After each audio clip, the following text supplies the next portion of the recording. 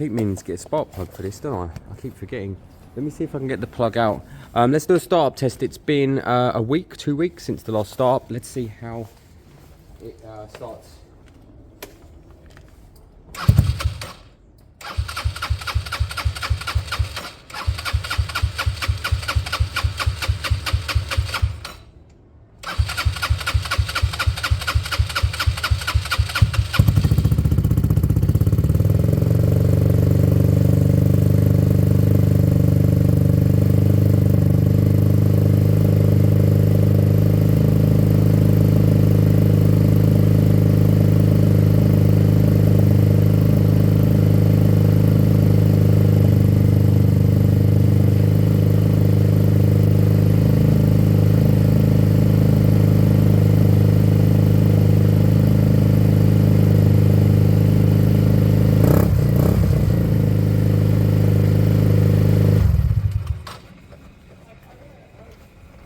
That starts alright overall.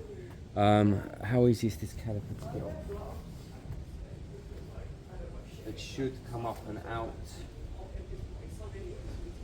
without removing the exhaust, ideally. So let me pop that off and we'll see. Again, the pads are brand new, so as far as I was aware, they were just bedding in. But they might need a scuff up, they might need a clean. The disc might need a good clean, so let's do it all while we can. So they actually are really dirty, they're really greasy. Yeah, they need a good clean. They might be good thick newer pads, but they're possibly ones I put in 6 years ago. Disc is okay overall, but a good clean wouldn't hurt. Now I'm limited on brake cleaner, but of course I can pick some up later from Halfords, but I want to get it cleaned as much as possible here first, and then I'll buy some spray over the next couple of days, and I'll keep dousing it because the rear, he said the rear was bad as well. Rear brakes done there and feels great. Rear brakes come out really nice there. Let's pop the front off and follow the same system. We'll give it a good clean, we'll scuff the pads, put it back together in hope that it feels a bit stronger.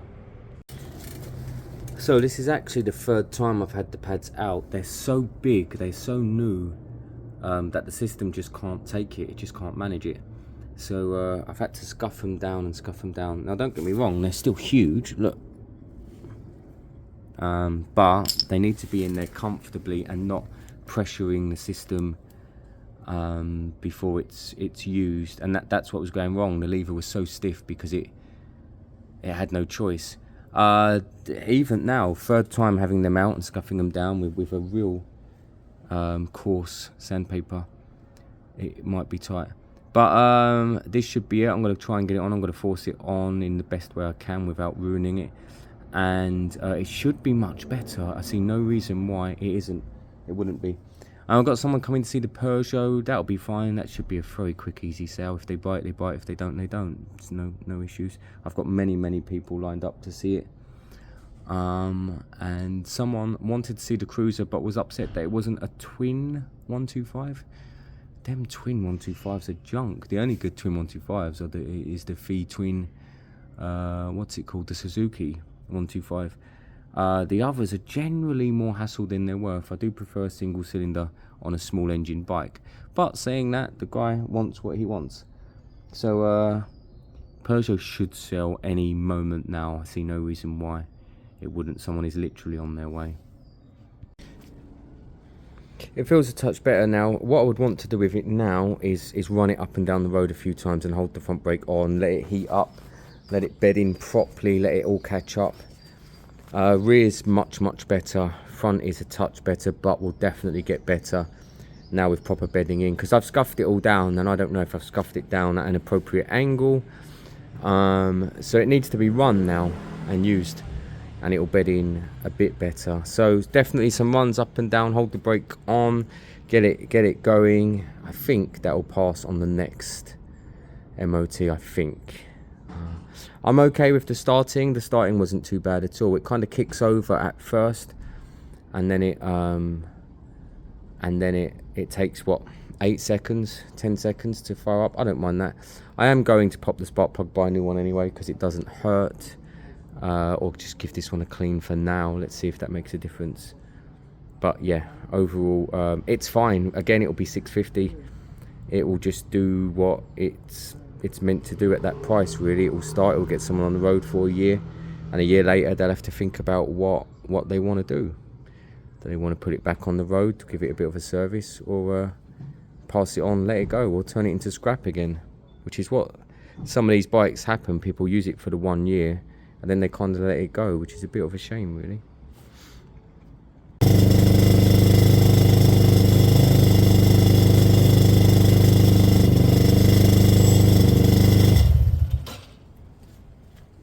wondered what that rattling was. I left the bolt loose. What size is that? 50.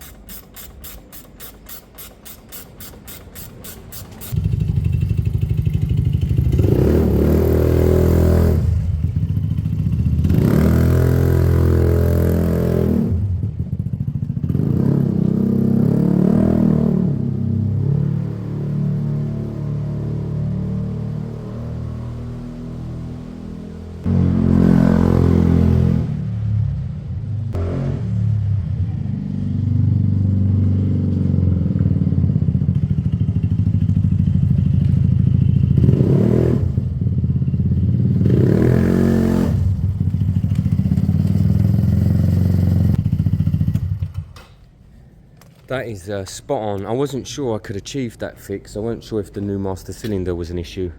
That is spot on. That's braking so well. That's good. That's very, very good. That's good. That's ready. Okay. Wow. I haven't really got much left. Wow. So, interesting situation with the Peugeot, right?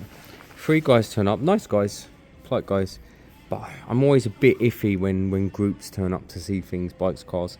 But anyway, they're nice guys. Now, he turns up, it's a fixed price at 650, and the first thing he starts with is, I'd want a discount. And I said, actually, you know, read the advert, it's a fixed price, it's cheap. Buy it, enjoy it, or go home. The next person will buy it, okay? Obviously, I wasn't that blunt, but that's the reality. So, he then says, I haven't got a helmet, can you give me a helmet? Now, sometimes I have spare helmets at the back, but I always make it really clear to them that I don't like giving helmets, because if you crash with an old dodgy helmet on, I'll feel terrible.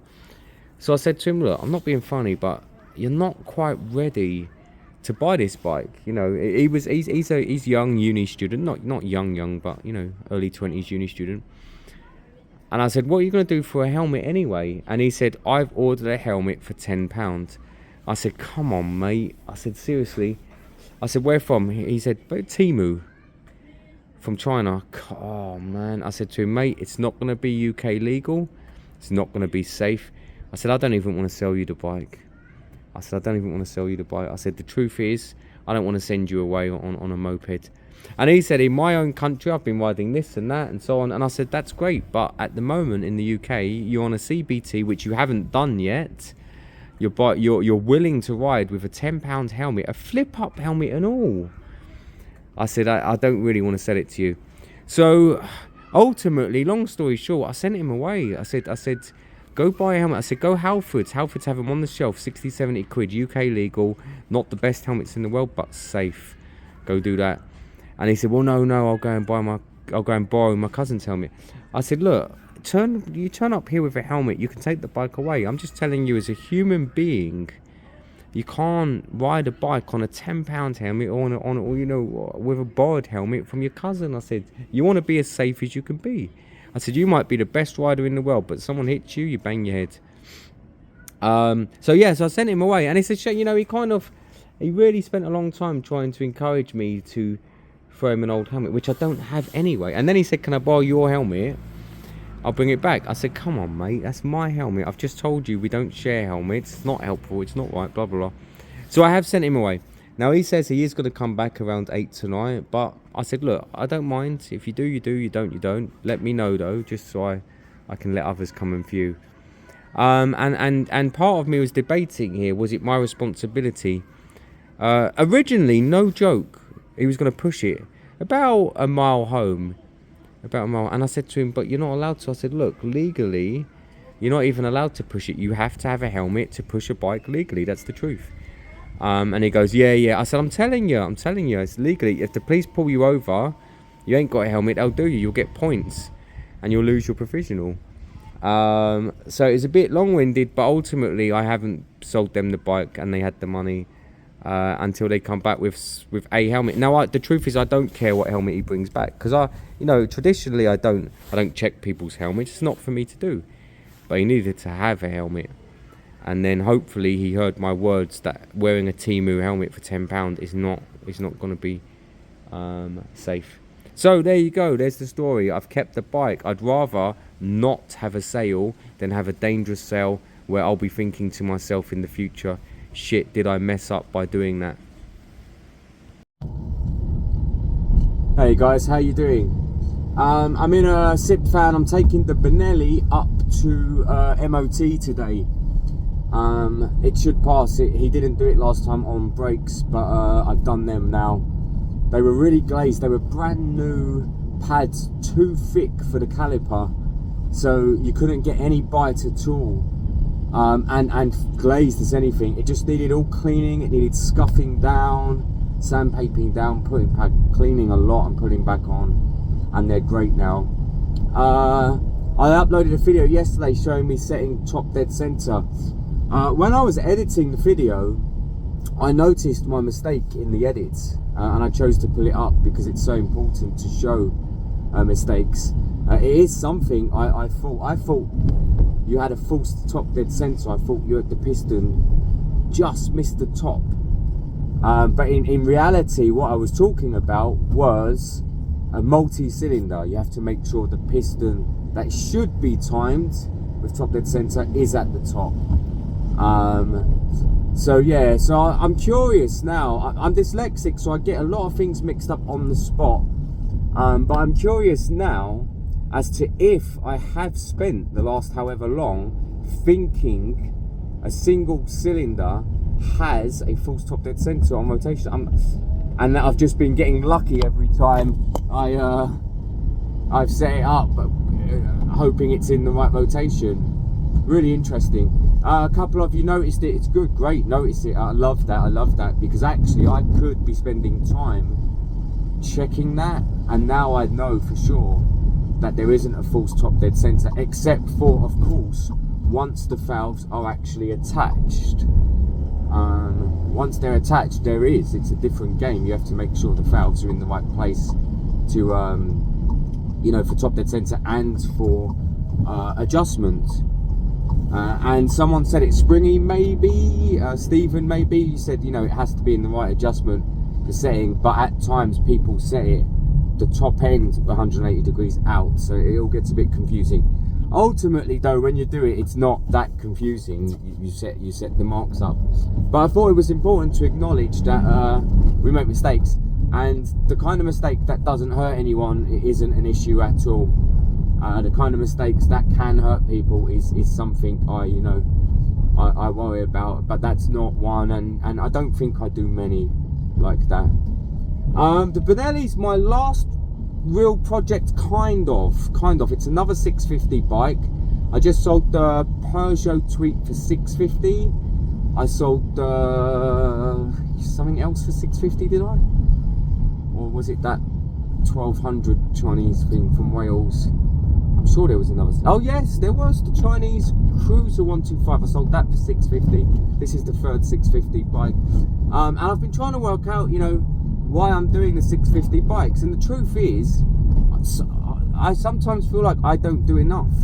I sometimes feel like I need to do more. I haven't done any of the obvious stuff recently. I haven't given away a bike blatantly. Well, I mean, I never actually gave away bikes blatantly. Actually, it was always secretive. There's a few of you out there I've given bikes to, and the channel would never know it, and I like that. I hate showing off charity. But the 650 bikes, 3 of them in the last month, I think is great, and I think it helps hold a system in place, because at the moment I'm selling MOT serviced running bikes for 650, and then I'm going to try and buy projects, and they're broken Chinese bikes for 800 or 900. So there's something there to be said about doing it, you know. Anyway, I'm off to MOT. Sorry, I'm ranting away, but I'll catch you guys up, of course.